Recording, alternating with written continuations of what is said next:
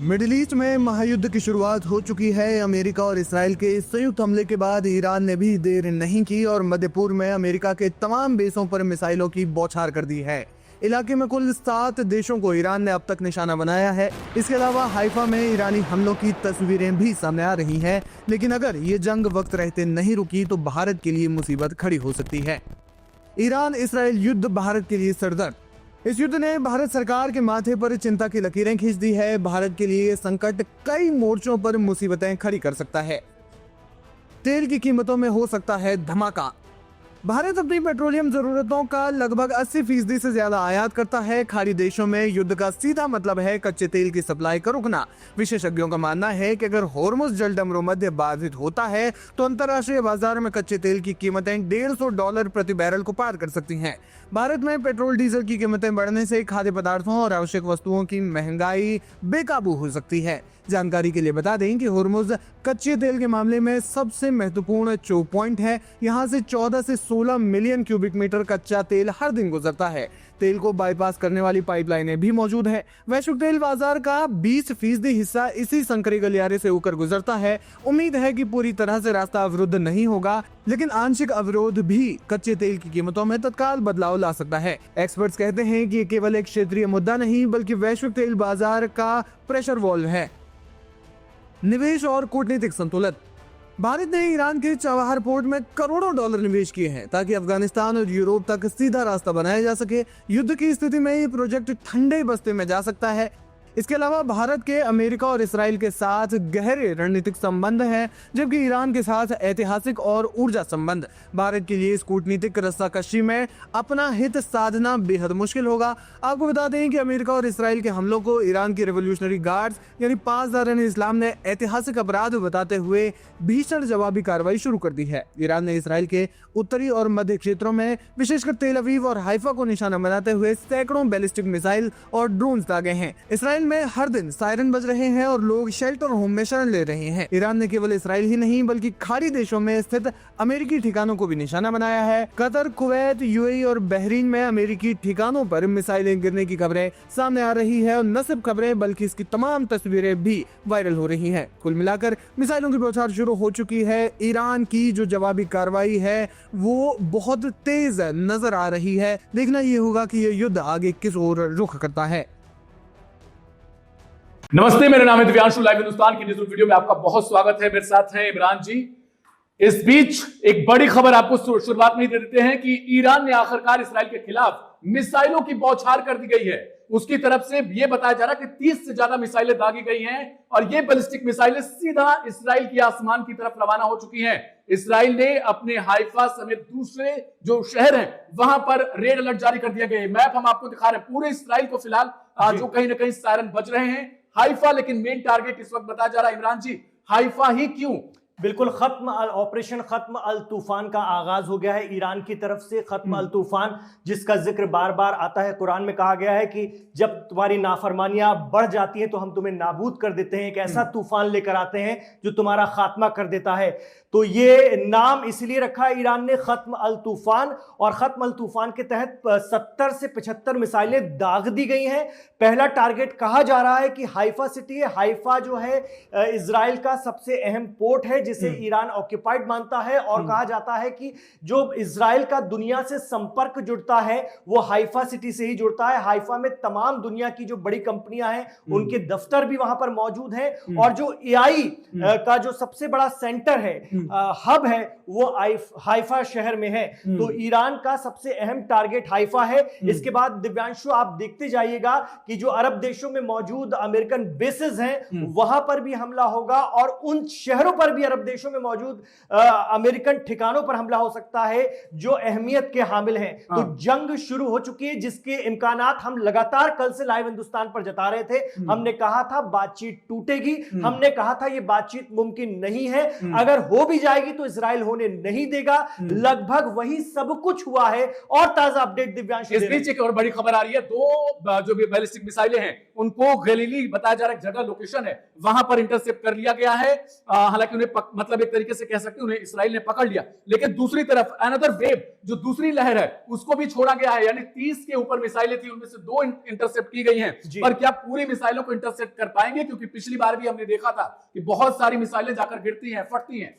अभी देखते जाइए होता है क्या।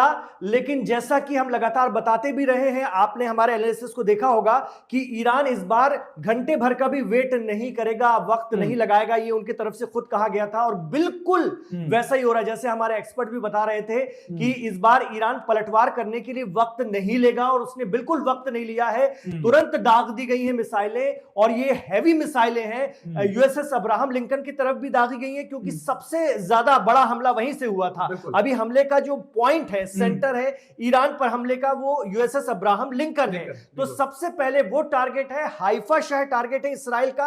इसके अलावा अरब देशों में मौजूद अमेरिकी ठिकाने भी नाबूद किए जाएंगे, जैसा कि लग रहा है, जैसे कि इम्कानात है, और जैसा कि ईरान ने धमकी दी है। थोड़ी देर बाद आयतुल्लाह सैयद अली खामनेई साहब भी संबोधित कर सकते हैं। उनके घर पर भी हमला हुआ है, वो घर पर नहीं थे, उनका घर पूरी तरह से तबाह कर दिया गया है। ऐसी भी खबरें आती रही है। इस वक्त बड़ी खबर जो आ रही है, आपको बता दें दिव्यांशु, क्या अपडेट है आपके पास? बिल्कुल, अभी इस वक्त ये भी खबर आ रही है कि जो है वो कहीं ना कहीं जो अमेरिकन नेवी है उसकी साइड भी यूएसएस अब्राहम लिंकन, जैसा आप बता रहे थे, वो बिल्कुल सही खबर है। उधर भी मिसाइलें छोड़ दी गई हैं। इस वक्त हाइफा पे अगर बात करें तो वहां आवाजाही जो है वो पूरी तरीके से बंद कर दी गई है, क्योंकि कोस्टल एरिया है इसराइल का, और बताया जाता है कि बहुत तरीके से, जैसे आप कह सकते हैं कि कहीं ना कहीं वहां एक तरीके से उद्योगपति या उद्योग बहुत ज्यादा हैं।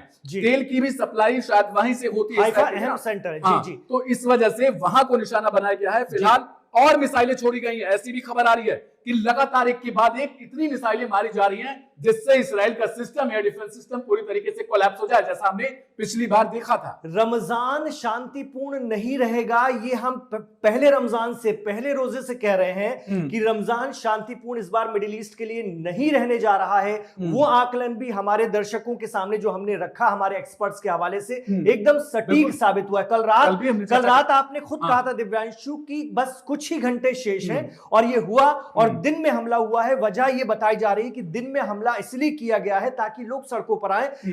जितना समझ में आ रहा है हमारे एक्सपर्ट्स के हवाले से कि ये रिजीम को बदलने की पहली कवायद है कि इस्लामिक रेवोल्यूशन को पलट दिया जाए। अगर आवाम सड़कों पर निकल आए हमलों के बाद, तो इस्लामिक रेवोल्यूशन को पलटने में आसानी होगी। आप बता रहे थे, जो हमारे लगातार खबरें आ रही हैं, कि क्या आईआरजीसी यानी पासदारान इस्लाम को भी बड़ा नुकसान हुआ है इन ताजा हमलों से? बिल्कुल, ये खबर निकलकर सामने आ रही है। खुद ईरानियन जो चैनल है उनकी तरफ से भी बताया गया कि बहुत बड़ा नुकसान एक तरीके से आईआरजीसी को हुआ है। दूसरी तरफ जिस बात का जिक्र अभी आप कर रहे थे कि दिन में क्यों हुआ है, डोनाल्ड ट्रंप की तरफ से भी, राष्ट्रपति अमेरिका, उनकी तरफ से भी जस्ट कुछ ही देर पहले बयान आया है। वो कह रहे हैं कि जो ईरानी लोग हैं वो घर से बाहर ना निकले, हमें उनकी चिंता है, क्योंकि बॉम्ब गिरेंगे, बहुत ज्यादा गिरेंगे, और ये एक तरीके से उनकी तरफ इशारा है कि ये अंतिम है, युद्ध समझ लो आप। और वो ये भी कह रहे हैं अभी हम कुछ देर में सब कुछ बदल देंगे, उसके बाद आप अपना देश ले लेना वापस हमसे। तो ये कहीं ना कहीं जो दिन की बात कर रहे हैं आप, तो ये बिल्कुल वही तरीका हो सकता है उन्होंने जिस तरीके से कल खैबर निकली, और लगातार हमने इस बात को कहा था कि खैबर निकली है, हैदर खैबर होगा।